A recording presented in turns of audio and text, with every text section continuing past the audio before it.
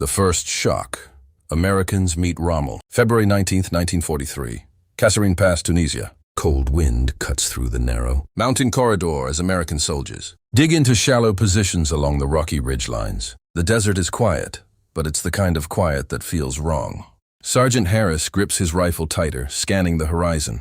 Then, a low rumble. At first, it's distant, almost mistaken for thunder. But it isn't. It's engines, dozens of them. From behind the hills, dark shapes begin to emerge. German tanks, moving in formation. Not scattered, not uncertain. Precise. Controlled. At their head, battle-hardened units of the Africa Corps. And somewhere behind them, Erwin Rommel.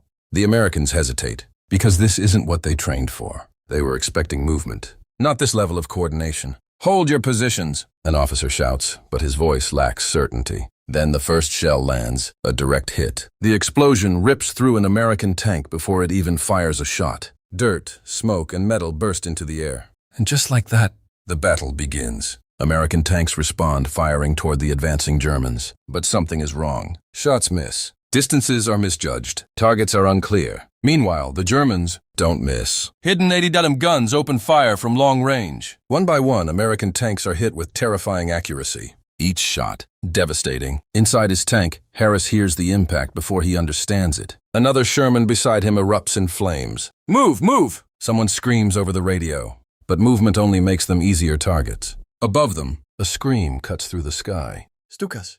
German dive bombers drop from above, sirens wailing, sending shockwaves through already shaken troops. Bombs fall with precision, tearing apart vehicles and defensive positions. Now it's not just a battle, it's chaos. Orders become unclear. Units lose contact. Smoke fills the air, turning the battlefield into a blur of fire and confusion. Harris climbs out of his disabled tank, stumbling into the dust as another explosion hits behind him. "Fall back!" someone yells. But fall back where? There is no clear line, no clear command, only survival. And the Germans keep coming. Midday, the battlefield is no longer a line. It's breaking apart. American units that were supposed to hold together are now scattered across the hills, some still fighting, others already pulling back. Radios crackle with overlapping voices, conflicting orders, and then silence. Entire units go quiet. The Germans don't slow down. They adapt. Instead of attacking everything head-on, panzer units begin slipping through the gaps, moving around strong points, cutting off entire groups of American soldiers from behind. It's fast, calculated, deadly. Sergeant Harris runs with a handful of survivors. Boots slipping on loose rock as gunfire echoes around them. "Where's the line?" One soldier shouts. Harris doesn't answer, because there is no line anymore. Behind them, another explosion sends heat rushing across their backs. A truck goes up in flames, ammunition cooking off in rapid bursts. They dive behind a shallow ridge, breathing hard, disoriented. Then, artillery. German shells begin landing with terrifying accuracy. Not random fire, targeted, adjusted, each impact pushing the Americans further into confusion. Someone tries the radio again. Nothing but static. They're alone. Above them, the Stukas return. That same horrifying scream drops from the sky again, and this time it hits even harder. Bombs tear through retreating vehicles, turning the narrow escape routes into burning wreckage. The road out is closing. Further back, American officers try to regroup what's left. A few tanks form up, attempting a counterattack. For a moment, it looks possible. Then the first shot hits. A hidden German 88 fires from long range. Direct hit. The lead tank explodes instantly. Then another and another. The counterattack collapses before it even begins. The pattern is clear now. Every move the Americans make, the Germans are already ready for it. By late afternoon, the battlefield is filled with burning wrecks. Smoke rises in thick columns, marking where units once stood. Men begin surrendering.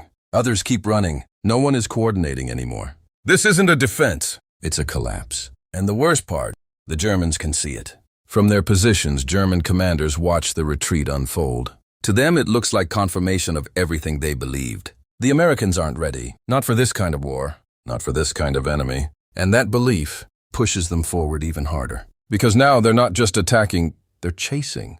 Night falls over Kasserine Pass. Fires burn across the valley, lighting up the wreckage of what's left behind. Destroyed tanks, abandoned weapons, scattered gear. For the Americans, it should be over, but it isn't. Because during the night, something changes. Surviving units begin regrouping. Not perfectly, not quickly, but enough. Officers gather whoever they can find, rebuilding units from fragments. And this time, Orders are clear. Positions are chosen carefully along the high ground. Artillery is placed with purpose. Communication lines are re-established. There is structure now. Morning comes. February 20th, 1943. The Germans attack again, expecting the same collapse. But this time, they don't get it. As German tanks move forward, American artillery opens fire first. Accurate. Controlled. Shells land directly along their approach routes, forcing them to slow down.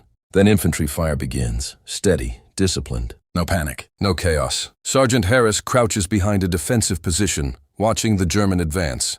Wait, wait, an officer whispers. The tanks move closer.